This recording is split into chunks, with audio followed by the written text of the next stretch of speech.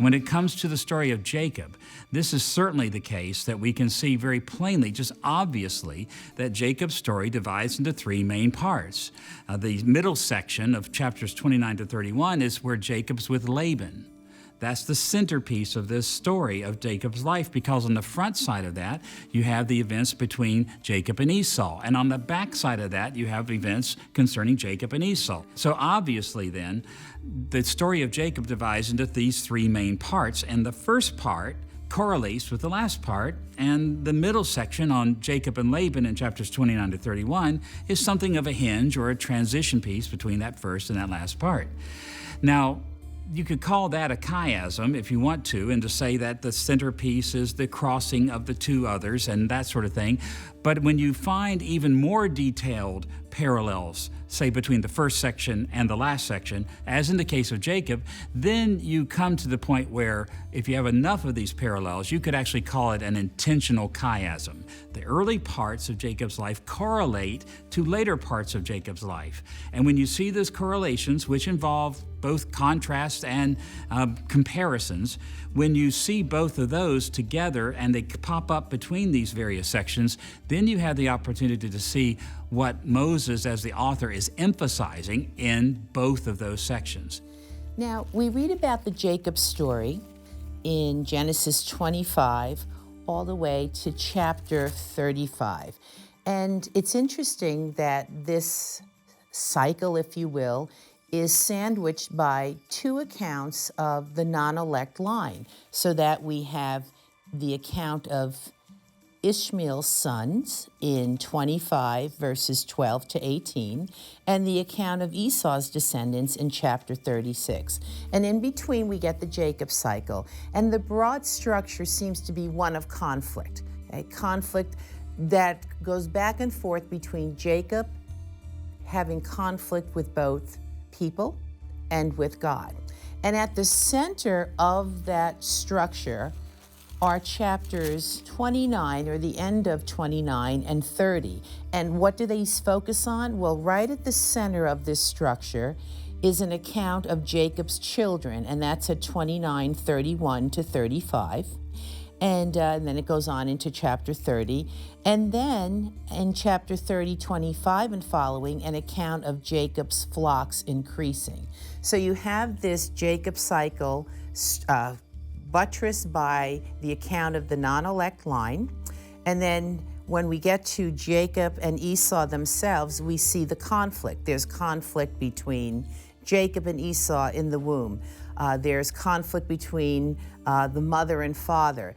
There's conflict between the nephew and the uncle. And right in the middle is, once again, God's gracious covenant faithfulness, his chesed, if you will, where he blesses Jacob with both progeny and with productivity. So what we see here is, in the context of conflict, and part of that conflict, we see that getting resolved, where Jacob wrestles with a man, God. The text says both, and I think there's a built-in ambiguity there, because that's been his whole life, wrestling with both individuals and with God. And we see that becoming resolved in that wrestling match, and then in the reconciliation with his brother Esau. But in the middle of the cycle is God's determination to bless this less than stellar character in the covenant community.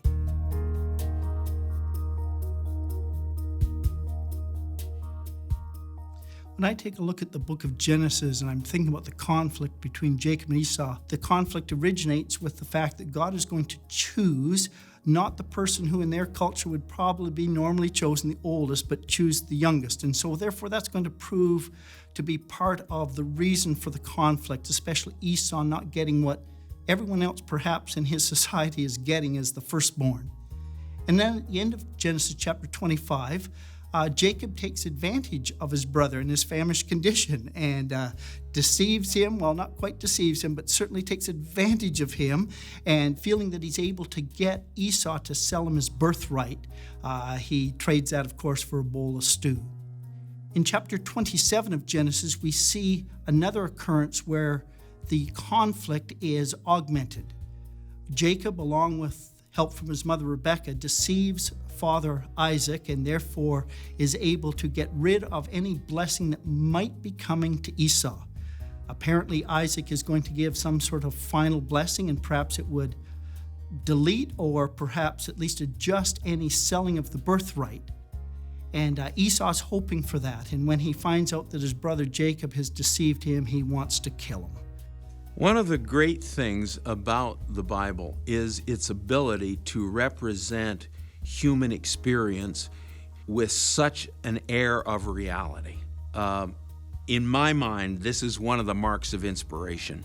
As you look at other literatures, you don't find that air of realism. So, for instance, in the case of Jacob and Esau, the picture there of Jacob's need as the second son to somehow put himself into a position of priority. How many hundreds of thousands of times has that taken place in the human experience? But it's not presented in just sort of a stereotypical way. It's presented very, very realistically. So you have Jacob needing two things if he's to fulfill that dream about his priority that his mother got. He's got to have the birthright, which is basically the position of the firstborn, getting a double portion of the inheritance, and having the authority as family leader. So he's got to maneuver his brother into that, but he's also got to have the fatherly blessing. There's a sense in which the birthright is the legal authority in the family, and the blessing is the spiritual authority, and he's got to have both of those, so that his need to deceive rather than to trust God to work this out in his way is ultimately the base problem there. The book of Genesis is full of fratricidal conflicts, from Cain and Abel in Genesis 4 all the way to the end of the book with Joseph and his older brothers. In the middle, we see this conflict, yet another fratricidal conflict between Jacob and his older brother Esau. I would say the conflict begins in the womb of their mother, Rebekah. There's a battle going on in her belly. And she's like, why is this happening? God speaks to her and tells her there are two nations in your womb. I mean, ultimately we'd say God is the source of this conflict on some level, orchestrating this in Rebekah. When they're grown up, Esau comes back. Esau's the hunter. He comes back. He's hungry. He didn't catch anything in his quest. And his younger brother, Jacob, is cooking. He's got food. And Jacob basically tricks his older brother into giving him over the birthright. So God's sort of behind the first one. Jacob's behind the second one. The third element of the conflict comes later, when Rebekah, the mother now, comes up with an idea to trick her husband, Isaac, and basically get the blessing from the older brother, Esau. But Rebekah comes up with a scheme to trick him. So it's a combination of factors, really, beginning with God, Jacob, and then finally Rebekah, all scheming and then to deceive older brother Esau. And when Esau finds out what's happened, he wants to kill his brother. And a theme of the book, we see it in perhaps the most dramatic way in this conflict between Jacob and Esau.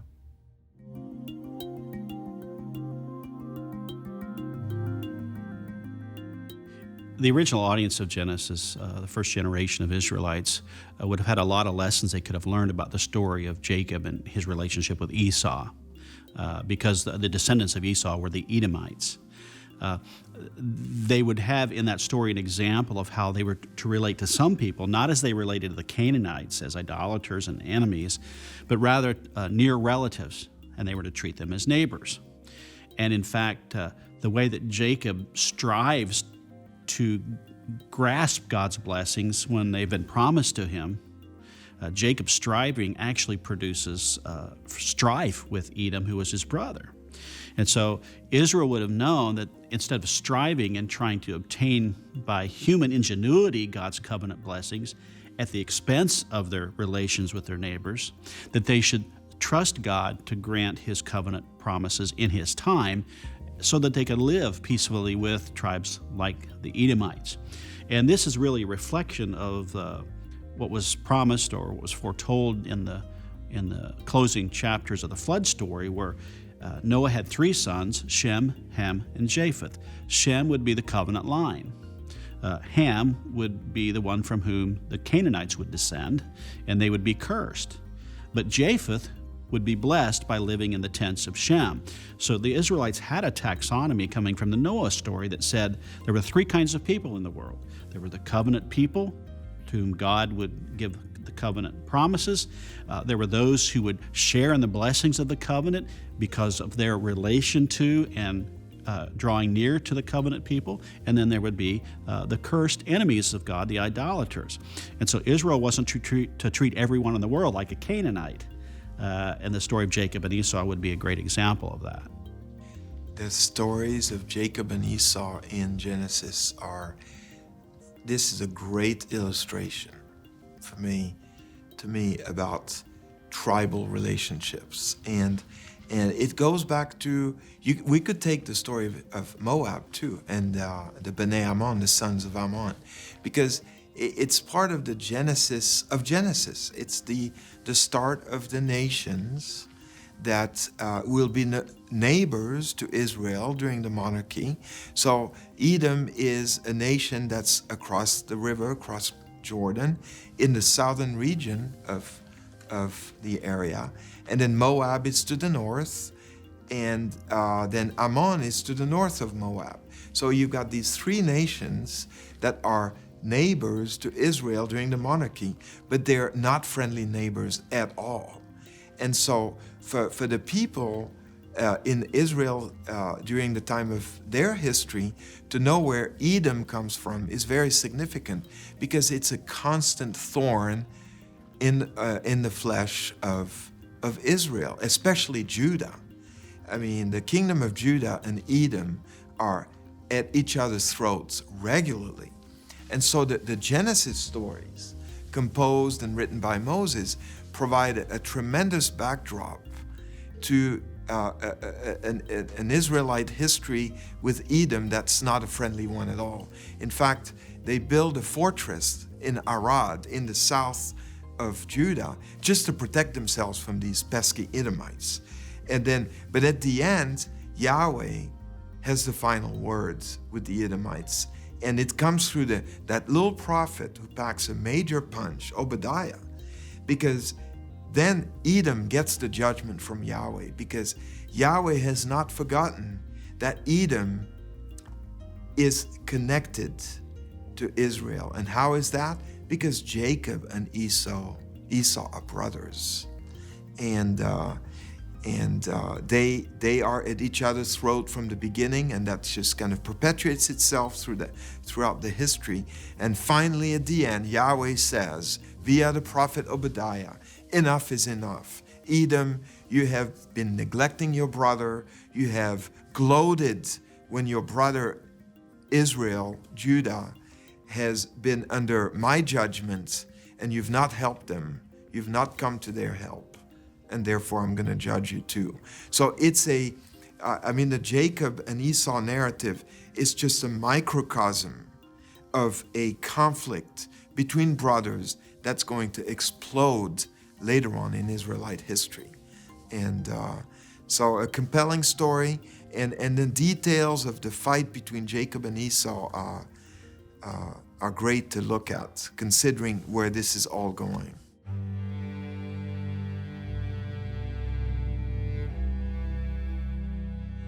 In Genesis 32, Jacob is worried. His brother Esau is coming with 400 men. He prays. God answers his prayer in an unexpected way. As he's going to bed, he gets attacked. It's near a river. It's in the middle of the night. I like to think of it as mud wrestling. And all night long, he wrestles with a creature that the text calls both a man and God. It's kind of unclear exactly what's going on. At the end of this mud wrestling event, Jacob gets renamed Israel. Literally, maybe God striver. I like to say God wrestler. Jacob strove with humans and with God, and somehow he prevails. Now, interestingly, Jacob's 12 sons become the 12 tribes of Israel, but they are not called Jacob. The nation is not called Jacob, they're called Israel, after the God wrestler. And I think as we look at the story of Israel, we see that this in some ways characterizes the nation. They are constantly struggling, striving, in conflict in some ways with God. The thing about wrestling, there is no sport that's closer, that's more intimate, that's more physical than wrestling. You're totally connected. I think that's a beautiful image for the relationship between God and his people. And as Christians today, we are the new Israel. We are a nation, we are a people who continue to strive and struggle and wrestle with God in this situation, in this kind of intimate way. And I think God likes it. There are actually 2 points in the Jacob narratives where Jacob's name is changed by God to Israel. One is in Genesis 32 when he wrestles with this mysterious man. And the other one is in when he comes back to Bethel, as he promised to do, to pay his vows to the Lord. It's changed to Israel there in Genesis chapter 35. There's no explanation of the name change there, but it resonates very much with the name change from Abram to Abraham in Genesis 17, and from Sarai to Sarah, also in Genesis 17. And I think we should probably make a distinction between modern scientific etymologies based on Semitic cognates and so on, from the more folk kind of etymologies and sound plays that we find embedded in the actual biblical narratives. In terms of a scientific etymology, the name Avram and Avraham are really the same name, meaning the exalted father, and probably the father referred to as a divine father, who's father to the bearer of the name. Similarly, Sarai and Sarah are both mean the same thing, 2 forms of the same name that essentially means either princess or noble lady or even possibly queen. And the original name Jacob that we know from Ethiopic cognates probably originally meant that God will protect the bearer of the name. And the name Yisrael probably originally meant that God fights for Israel or will fight for Israel. But in the narratives, there's a play on the name Jacob so that it's related to the word for heel, and it means something like to grasp the heel, the one who will grasp the heel and so cheat somebody or trick somebody out of something, get the better of somebody. And that's how it's used in those narratives, and that depicts Jacob's character in those early narratives. And then the way Yisrael is used in that narrative in Genesis 32 is it's explained as, by this mysterious man he wrestles with, you have striven with God and with men and have prevailed. In that same narrative, there's another name, Peniel, which means face of Ale or face of God. And Jacob explains the name as, he names the place Peniel, for I have seen God face to face, and somehow I got away with my life. Those 2 names express from different angles, I think, the same significance to that narrative. The name Israel, Yisrael, expresses the meaning of the incident from the point of view of divine condescension, that you have striven with God and with men and have prevailed. How could Jacob prevail over God? It can only be on the analogy of something like a child wrestling with his father and the father allowing him graciously to win. Then the name Peniel expresses the significance of the incident from Jacob's perspective, because as Jacob explains the name, "For I have seen God face to face and have gotten away with my life." Jacob knows that he's undeserving and that he's wondering at the divine favor he's received.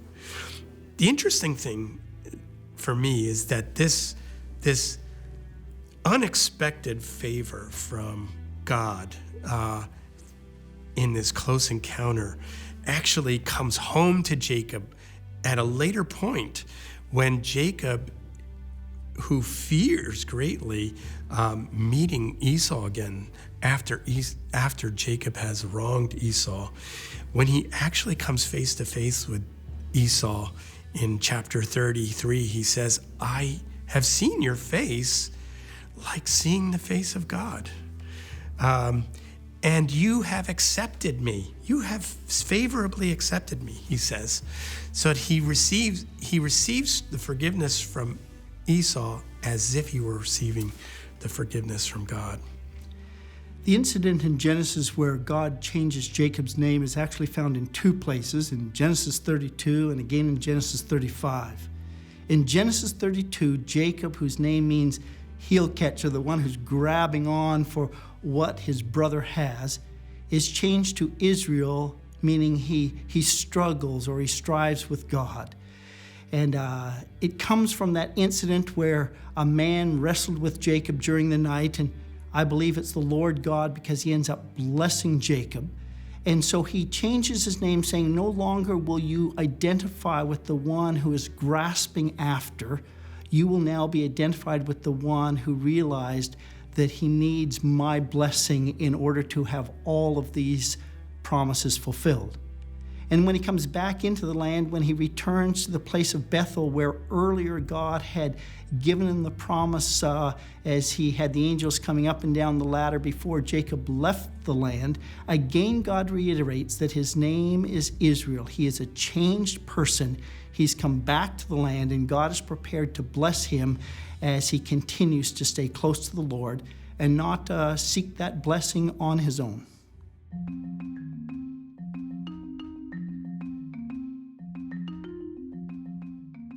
The Jacob stories would serve to reinforce the idea for the first generation that it was God's will to bring them to the land, the promised land.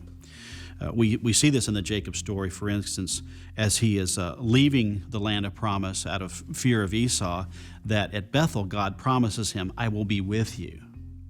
And even during his time away from the land of promise, we see evidence that God was with Jacob in how he blessed him and prospered him and brought him to the house of Laban, where he found Rachel and Leah as wives. And so all that happened to Jacob during his time outside of the land was seen to be under God's sovereign control. And then even as Jacob came back to the promised land and he faced his angry brother Esau, and he wrestles with God till the break of day with that unnamed angel of the Lord at the brook of Jabbok by Penuel, we can see that God is finalizing his lesson with Jacob. Don't contend with me. Don't strive with me, because I have promised to bless you. And so Israel would have seen God had been with them in Egypt, and God would bring them back. They would know not to strive with God as they did in the wilderness, but rather to trust him to bless them and bring them to the land of promise. So there are both positive and negative lessons they could have taken from the life of Jacob. Beginning with Abraham, God promised a people would come, and that people would be a blessing to the earth, would have important roles to play, but one of the things also would be that he'd give them a land.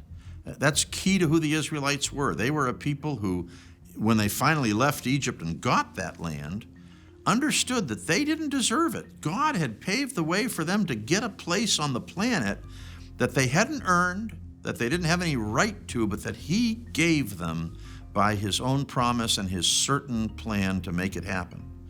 Now, Jacob, also called Israel, is key in that, partly because he is the one who builds up the small but growing people of Israel in his own family, so that by the time they get to go down to Egypt, helped by one of his sons, Joseph, who invites them down once Joseph has revealed himself as a high official in Egypt to his brothers, there are 70 of them that go. It's a big crowd. It's a big family.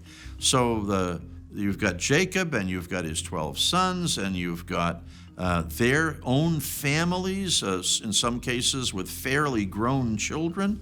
And it's a big crowd from which an even greater nation by far can grow in Egypt and come back into the Promised Land. So first, there's just the simple fact of Jacob as the progenitor, the dad, the father, the ancestor of all these people, the producer of the family. But secondly, Jacob has to have the faith to believe the promises.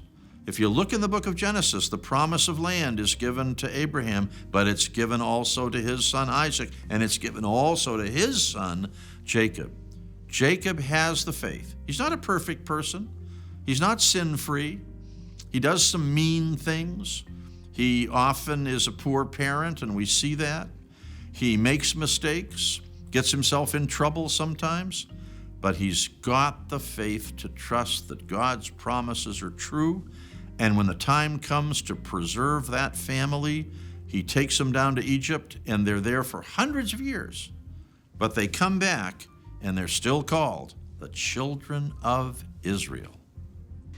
In the stories about Jacob, we have numerous times God reiterating the Abrahamic covenant to him and promising him that the land would belong to him and to his descendants.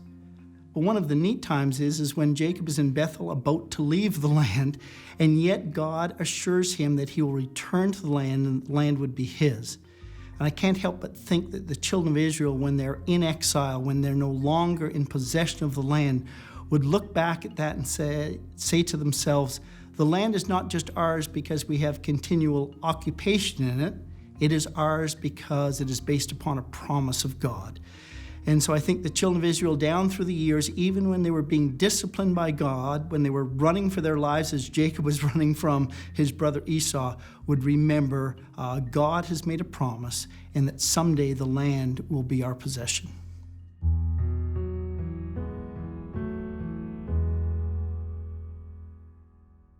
We read in the Jacob cycle this interesting promise from the Lord. And I'm reading here from Genesis 28, verse 14. Your descendants will be like the dust of the earth, and you will spread out to the west and to the east, to the north and to the south. All peoples on earth will be blessed through you and your offspring. Well, where have we heard that before? Well, we've heard that in Genesis 12 when the Lord calls Abram and says, I'm going to make your family a great nation, and out of you, all the nations of the world will be blessed.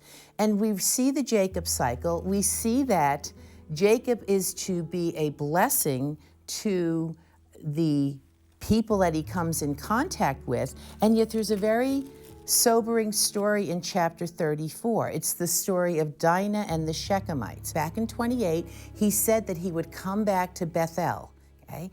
But he stops 20 miles short because we're told in chapter 33, verse 16, that he stops in Shechem, which is about 20 miles short, and he sets up camp there. And one day, one of his daughters, Dinah, goes out to the town, and one of the prince's sons sees Dinah and violates her. And then the story is told how Jacob's sons dupe the Shechemites into getting circumcised, and then they destroy them. What's going on here? Well, it's similar to it's a parallel situation to Genesis 12. As soon as the Lord tells Abraham, you're to be a blessing to all the nations, he goes to Egypt because of a famine, and what does he do? He pawns Sarah off as his half-sister.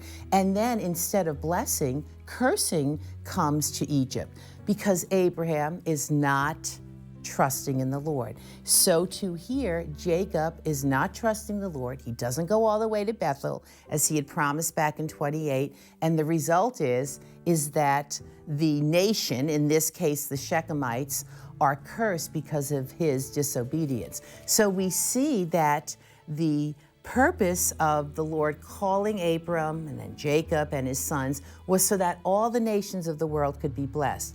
But when they sin, we see that it has the opposite effect, and they actually end up cursing the nations, which just shows us that this all points to we need a true Israel. We need Jesus, who can be the one through whom all the nations of the world are blessed. Among other things, God promised Abraham in Genesis chapter 12, verse 3, that Israel, his descendants, would become a blessing to every family, every nation on the earth. And of course, this is what Christians believe comes through Jesus as the gospel goes to every nation in the world. But that theme of God blessing all the nations through Abraham also reappears in Genesis chapter 28, verse 14, in the life of Jacob. Jacob at Bethel receives this blessing that he will have many descendants. They will live in the promised land, but then they will spread to the east, to the west, to the north, and the south. And because they spread out, they will then become a blessing to all the nations of the world. And then the story of Jacob also emphasizes this as Jacob interacts with Esau, the father of the Edomites, who are the people of the south, and of Laban, when he interacts with Laban, and these are the people of the north. And so as you deal with those two boundaries or those two borders of the promised land, Edom and Laban up north, then what you have is interactions of Jacob with people around him, other people other than his own descendants. And we see in both of those stories that Jacob interacts both positively and negatively with those people.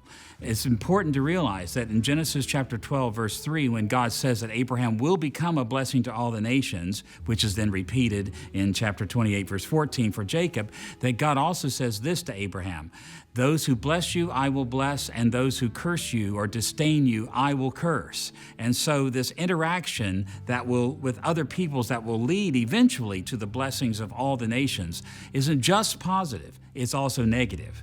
And so blessings and curses work together in God's economy or God's providence to eventually will lead to Jacob becoming a blessing to all the nations. This is the theme that comes out for the people of Israel in the days of Moses. They were going to the promised land. But why were they going to the promised land? What was the end point? What was the goal? What was the destiny? Was it that God would just bless them? That God would give them good things? That God would save them from their sins and give them eternal life? No. It was that they, as the instruments of God, would become the conduit of blessings to all the families of the earth. Something that we see repeated over and over in the book of Genesis, but also we see later on in the Bible as well, say in Psalm 72, where it is said that the blessing will be given to all peoples in fulfillment of Abraham's promise by means of the house of David. Psalm 72, in many respects, for the Old Testament, is the climax of this, the hope that then is centered in the house of David as the one through whom all the nations of the earth will be blessed.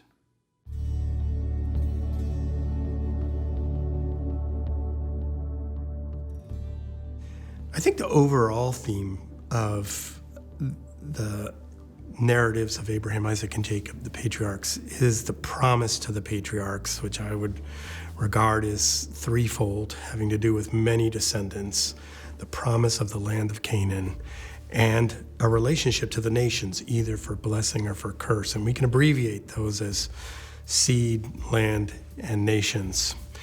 But within each of the segments of the patriarchal narratives, Abraham, Isaac, and Jacob, I think we can speak of sub-themes as well. And in the Jacob narratives in particular, I would pinpoint two sub-themes. One has to do with struggle and Jacob's struggles.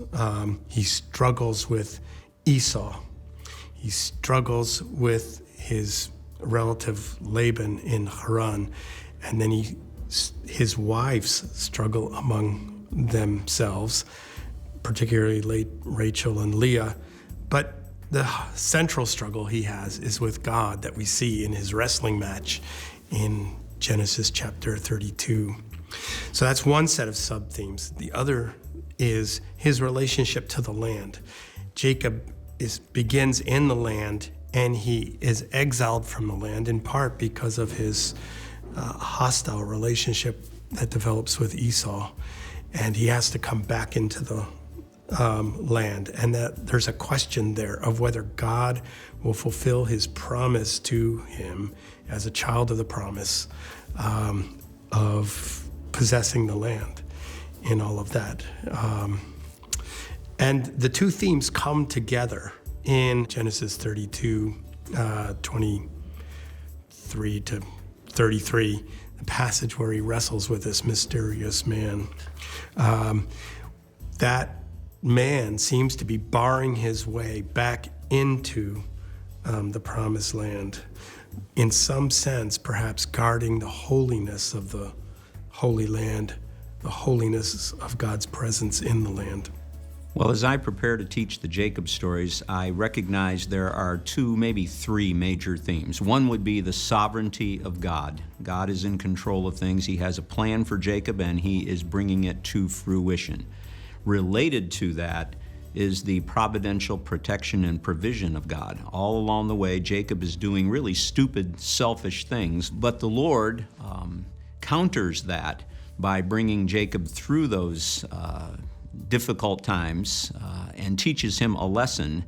And then that leads us to the third major theme, which is the importance of trusting God rather than our own wits and schemes and deceptiveness. We need to trust that God is working in our lives, and we don't need to do dishonest things to try to get ahead. Jacob confronts us with some interesting problems because at some level, Jacob doesn't act in ways that we might expect to being one of the heroes of the Bible. He starts off kind of cheating his brother, he cheats his father-in-law, he gets himself into all kinds of trouble, and that, one of the things when we're trying to preach or teach from it, we have to deal with that. And so one of the key goals is to sort of release ourselves from trying to make Jacob look good in places where he really doesn't. Now, he changes in the story, but early on, we don't have to make the guy look good. We just let the scriptures do with what they want, because God is trying to do something bigger in the Jacob story. One of the key themes that we don't want to miss is promise. That extends through the Abraham, Isaac, Jacob, Joseph. Genesis 12 to 50 are less about how great Israel's ancestors were and a lot more about how God is completely faithful to his promises. He calls broken people to be his agents of blessing.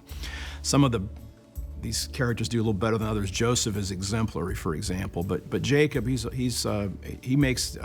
challenges that whole notion, because Jacob tries to use human power and human means to advance ultimately Jacob's purposes. But in God's mission, it's God advancing God's purposes. So we want to remember that God's promises frame this. God has called Israel to be his people, his agents of blessing to the nations, and Jacob receives that, and he's going to carry that promise. We know that from even before he was born, and so Jacob is going to supplant his older brother as God's choice.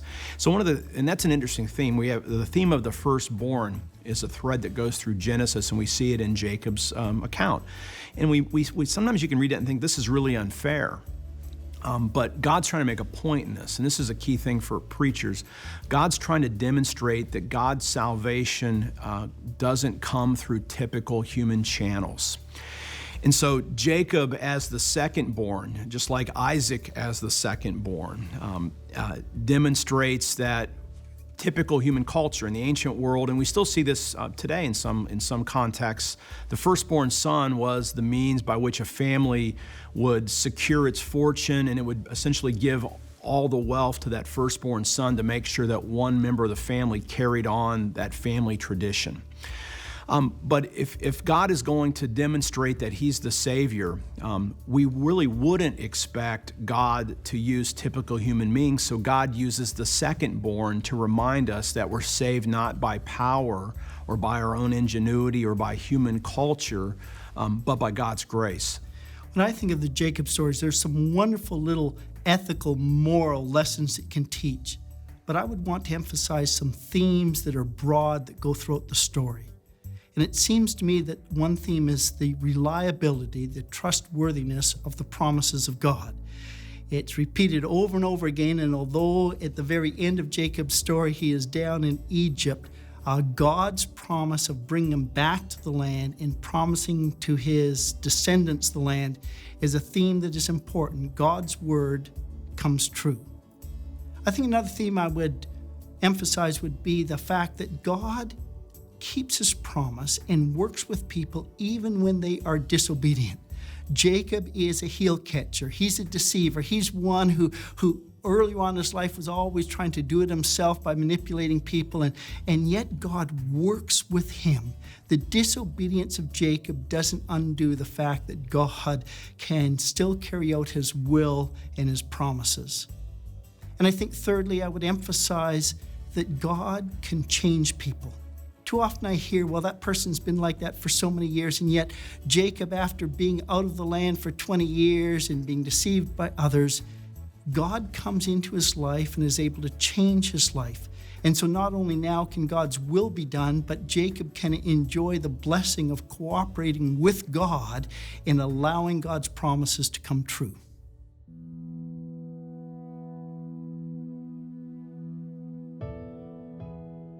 The Jacob stories illustrate over and over again for us God's gracious dealings with his people. First of all, Jacob, he's one of the chosen. Okay? So we see that God has kept his promise to Abram. Okay? And we see that God is not bound by conventions of the day. So he takes Jacob over Esau. He chooses the younger over the older. And it's not because Jacob is such a stellar example of grace and faithfulness. It's because God chose him. So we see God's grace. In fact, I think that when you read the text in the Jacob cycle, we see Esau is just represented as this gruff man who has no interest in covenantal things. But we look at Jacob and we see that he too has reprehensible features. He's a deceiver, okay? And we see the irony in that later he himself will be deceived by his uncle Laban. But we see God's grace working through this reprehensible man named Jacob. And we see a transformation taking place in chapter 32 when he returns from Laban, and he doesn't return empty-handed, right? He leaves empty-handed. He's on the run. His brother Esau wants to kill him, and yet he returns with a wife, with several wives, with children, with numerous flocks. And again, it's not because of his faithfulness. I mean, his peculiar, ill-conceived ideas about animal husbandry, his roughness. We see that God, in spite of these things, works through these things, and God in his grace continues to bless Jacob. So that we see God's graciousness is not dependent on the faithfulness of Jacob. It's dependent on God's own love and his own commitment to Abraham that he will bless his family, they will become a nation, and out of that nation, all the nations of the world will be blessed. As we read through Genesis 25 through 37, we discover that God, through a series of events, transformed Jacob's life. I have a sermon on Jacob's life, which I entitle Transformation of a Trickster, from self-sufficient schemer to dependent worshiper. And God has to get Jacob's attention. God wants to do some great things through him, and he gives him a promise. And it's amazing, in Genesis 28, Jacob stiff-arms God. He holds God out and he says, well, I'm not so sure I want to cut a deal with you yet. If you bring me back safely, then you will become my God. So that's the kind of person Jacob is. He really relies on his own wits and skills, and God has to teach him a lesson. He uses Laban to do that because there's somebody out there who's better at scheming and deceiving than Jacob is. And Jacob eventually realizes this and comes to the point where he realizes that his future is dependent on God's blessing and God's providence, not his own schemes. And so that whole series of events is designed to bring Jacob to that point. The story of Jacob is just one of those rich stories in the book of Genesis. And sometimes we can go to the book of Genesis and we look at the patriarchs like Abraham or Isaac, Jacob, and we can go to them and look to them for to be examples of moral behavior. We can kind of look quickly and then say, okay, something else is going on here. What else is going on? So what do we know about Jacob? You see early on with the story with Jacob that if God has placed a blessing upon him, a call upon him, but you see him struggling with his brother, and of course the most pitiful scene is when his dad's old in age and he dresses up like his brother, and his dad says to him, "Is that you, Esau?" And he says, "It is I." And he says, "Come closer, is it you?" And it's just a pitiful scene. And I remember the first time that I translated that passage in Hebrew. And all my sympathies were with Esau. I just thought, oh, this is just awful. And his dad's old. And so, his dad blesses Jacob. And then Esau comes in and is furious and says, don't you have a blessing for me? And of course, this leads to the rivalry between the two of them. But immediately after the story of Jacob, he flees, and what happens next? God comes to him in a dream and he blesses him. And I remember the first time I read that and I thought, you've got to be kidding me. Why is it that God is blessing Jacob? And of course, Paul picks this up to say that Jacob wasn't chosen because he was a good man.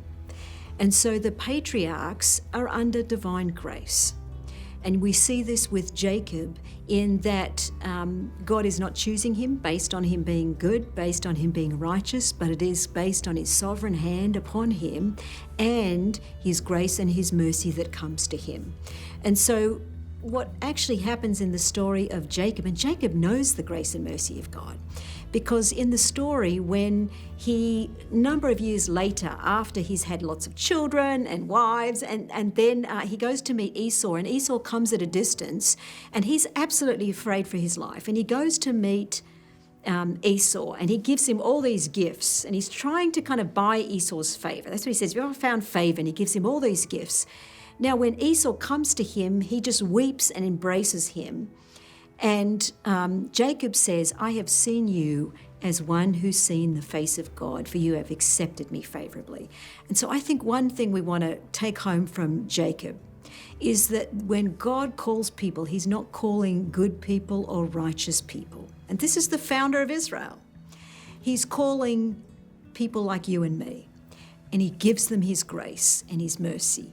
And what we also see with Jacob is on this journey, there is one particular key moment in the journey where he's carried his idols with him, and he goes back home and he buries his idols. And the scripture then talks about he doesn't then call upon the God of Abraham and Isaac, but he calls upon my God.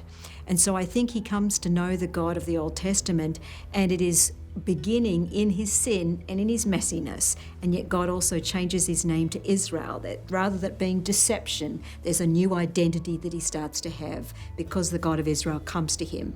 Doesn't come to him when he's a good person, but comes to him amidst the mess of it all. And he's going to make a change in his life.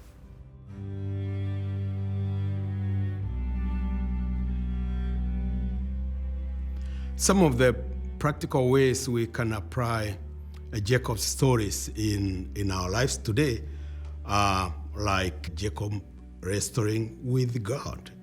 There's no way any one of us can wrestle with God when we sit and think about it, because we know God is powerful, God is creator, God is able. We are not all that. So, but we know that Jacob wrestled with God, and he had a limp.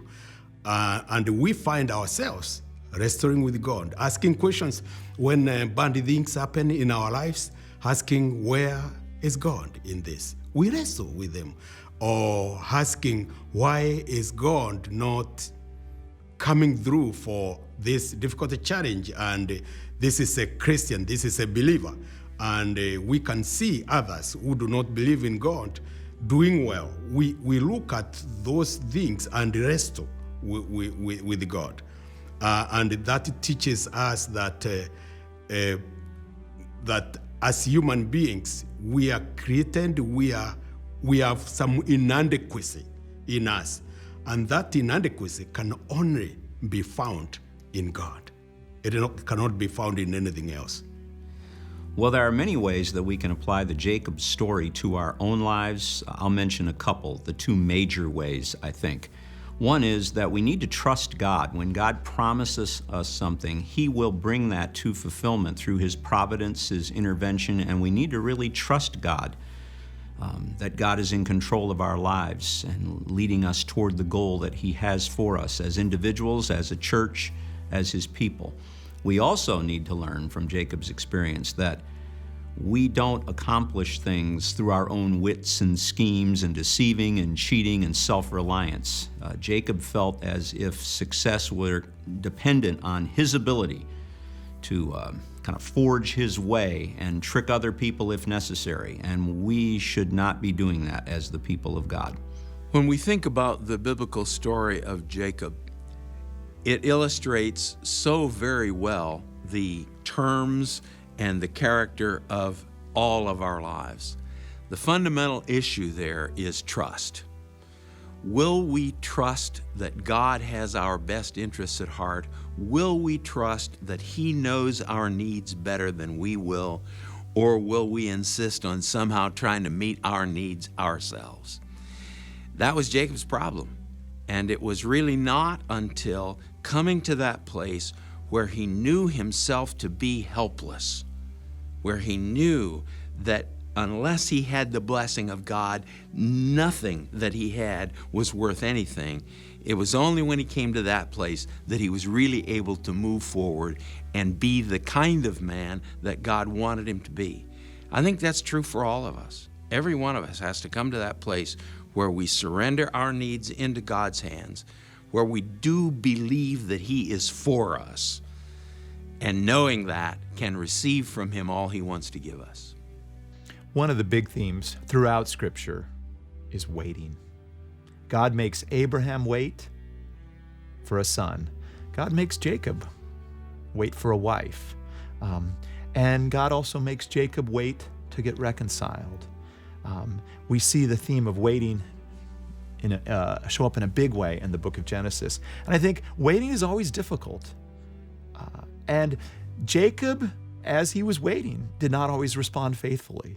But I think it's great that his story is in Scripture, and God is still able to work through this flawed patriarch during his time of waiting.